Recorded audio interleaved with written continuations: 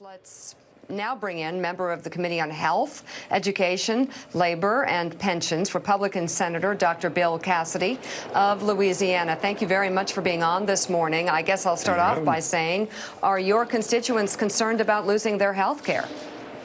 You know, no one wants to lose health care, but right now they're losing it because they can't afford the premiums, and they don't have access to drugs because they can't afford the drugs. And if I go to a town hall meeting, that is kind of the principal complaint as regards health care.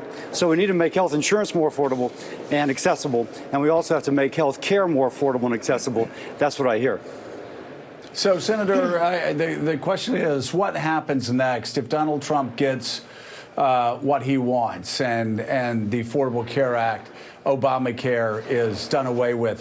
What does the Republican health care bill look like, and what would it mean for Americans? Yeah, what it would look like is giving power to the patient. And I think what President Trump's objection is that Obamacare is power over the patient.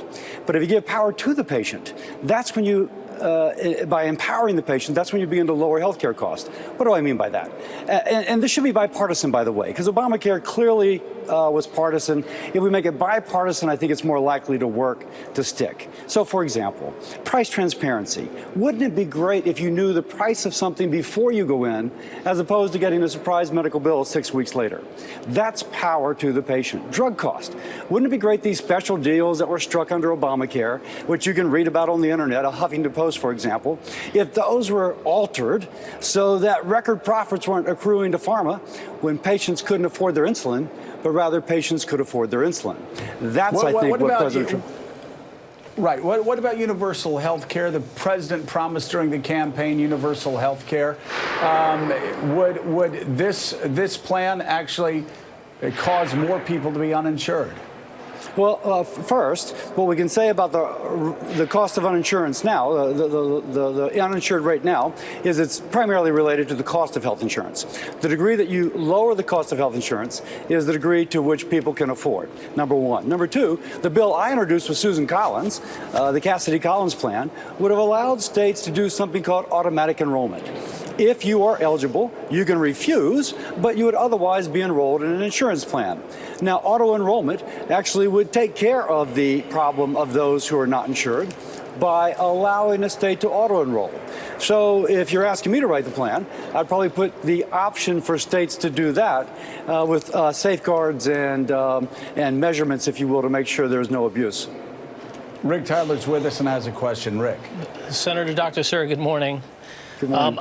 I'd like to ask you, how do you reconcile the president's pronouncements that he will protect pre-existing conditions with the fact that his own Justice Department is agreeing with the courts on eliminating or overturning the law that protects people with pre-existing conditions of getting coverage? And, Senator, if the court does overrule protecting people with pre-existing conditions, wouldn't the only option left be a public option, which Senator Bennett, who was just on earlier, is advocating? So a couple things. If you will, the lawsuit pertains to the individual mandate. If Democrats want to collaborate with Republicans to repeal the individual mandate, which so far they will not do so, then actually the lawsuit probably goes away. So there's an easy settlement for that, and I like it because it gives the power to the patient. I don't think Democrats like it because they like the power over the patient. That said, if you get rid of the individual mandate, you do the lawsuit, but what do you do about pre-existing conditions? Those are 5 pages in a 3,000-page bill. It's hard to justify 3,000 pages based upon 5 pages. And I would just introduce a freestanding bill that protects people with pre-existing conditions.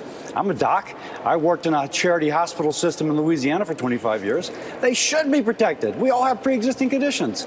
So just introduce a targeted bill, and hopefully that would be bipartisan. All right, Senator, thank you so much for being with us. We greatly appreciate it and hope to talk to you again very soon. Thank you. Let's go now.